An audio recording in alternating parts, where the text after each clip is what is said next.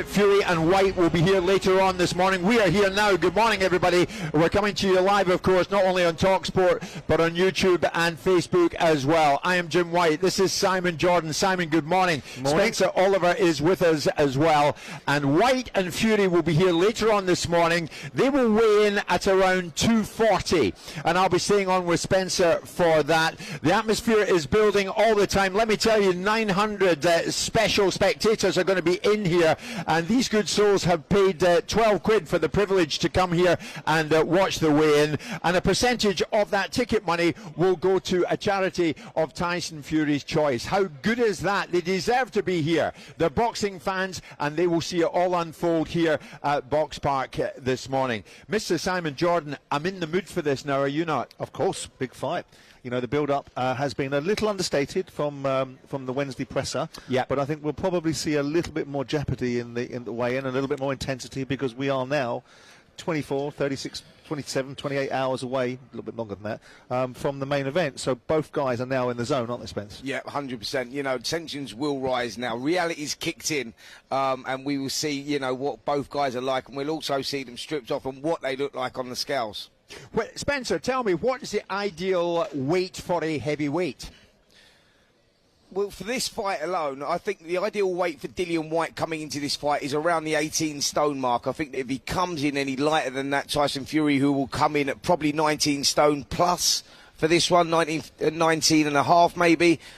I just think that Dillian can't afford to come in any lighter, but also if he comes in heavier, it may make him a little bit sluggish. So it's quite important, even though they're heavyweights, to get the weight right. Like, to use an example, say, when Anthony Joshua boxes, if Anthony Joshua boxes at, say, 17-2, 17-3, he's light on his feet, he's fast, he's explosive. When he comes in over 17-6, then he's slow, he's sluggish, and he's a little bit off the pace. So I think it's very important for this one that Dillian Whyte doesn't come in too light, because he doesn't want to get pushed around, because he's the guy that's got to take the fight to Tyson Fury. He's the guy that's got to get inside and try and get inside that long range and let those big shots go. And I think that for Tyson Fury, he can't afford to come in.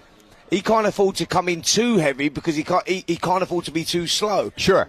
So, yeah, Spencer, I must say, I mean, Simon, you and I were with the two of them the other day at the press conference. How did you think they looked? I thought Tyson looked very lean. I thought he looked very lean in the face.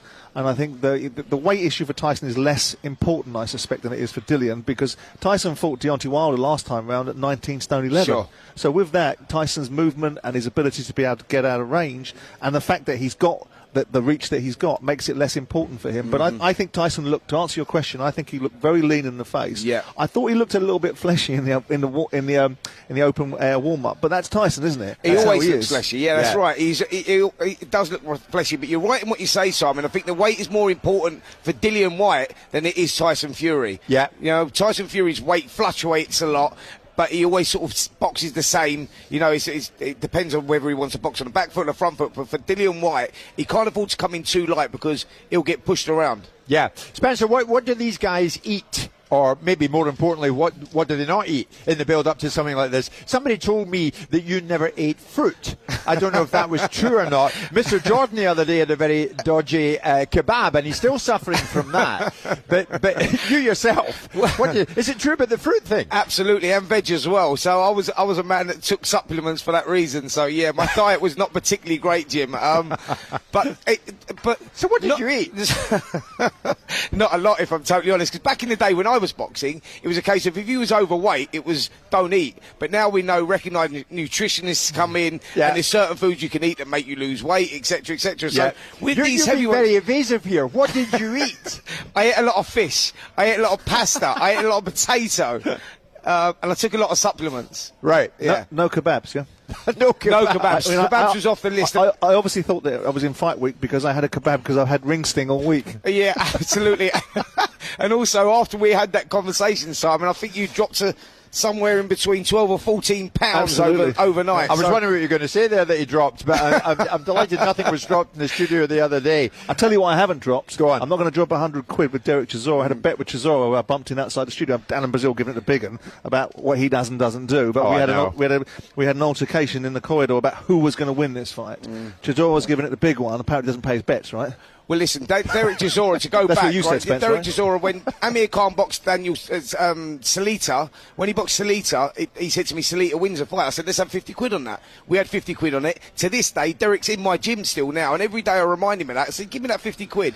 But he's a tight little so-and-so, and he's still not paid. I've had it. 100 quid with him, and he is absolutely adamant that Dillian Whyte is going to knock out Tyson Fury, and I've told him I want this 100 quid presented to me after the fight. I don't want it in scrappy old £5 notes that have been around his underpants. I want fresh 100 quid out of the ATM.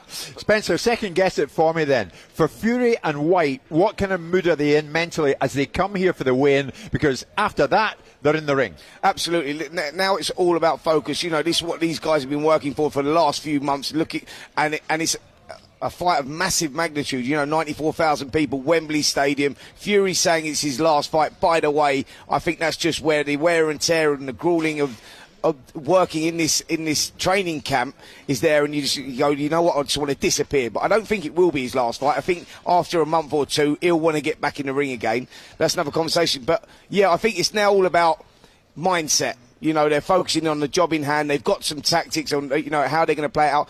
We saw at the open workout, we saw Tyson Fury boxing as a southpaw. Now, he has boxed as a southpaw before. Back in 2013 against Martin Rogan, he boxed the whole fight as a southpaw and won in 5 rounds. It's the only fight, so he can do that. So, that's thrown a spanner in the works. Do you think it's kidology, though? Because if he was going to fight southpaw and he was going to surprise him, he wouldn't do it in an open workout, would he? But Simon, that's like now it's all about kidology, and it's all about who can get into each other's minds and everything else. Now he's done that in the open workout.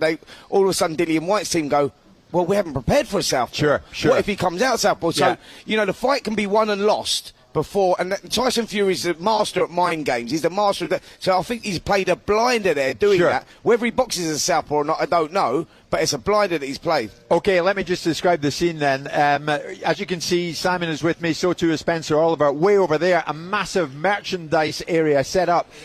Some of the things you can buy, T-shirts, etc., gloves signed by Tyson Fury. The whole thing has a boxing feel about it. Of course it does, because this is the scene of the weigh-in later on. And just to re-emphasise the time schedule here, about 2:40 this afternoon, the weigh-in with the big two. Fury and Whyte will be there. The other fighters will be coming in and out in the course of the morning. 900 people have paid good money to be here, so the atmosphere will build all morning. And Alex, my cameraman, is going to pick out some special shots here at the venue this morning as we go along. So it's a kind of television event for us here on talkSPORT as we're live on YouTube and Facebook.